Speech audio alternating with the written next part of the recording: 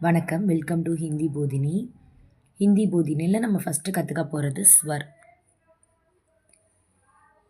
அ, ஆ, இ, ஈ, உ, ஊ, ரி, ஏ, ஐ, ஓ, ஔ, அம், அஹா.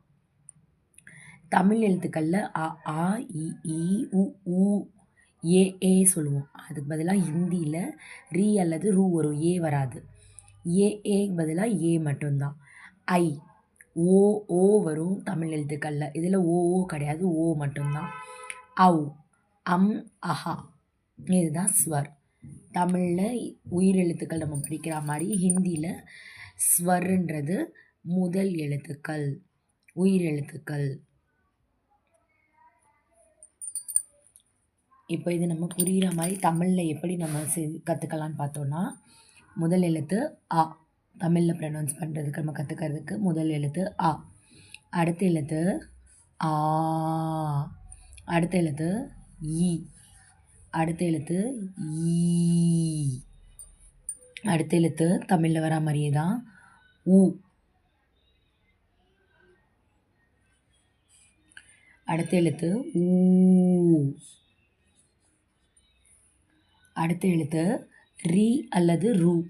ரீ அல்லது ரூ. இது ஏ கிடையாது, ரூ சொல்லணும், இல்லை ரீ சொல்லணும். ஏ. அடுத்த எழுத்து ஐ. ஏயே தனியாக வராது, ஏ அது ஒரே லெட்டர். ஐ. ஓ தனியாக வராது, ஓ மட்டும்தான்.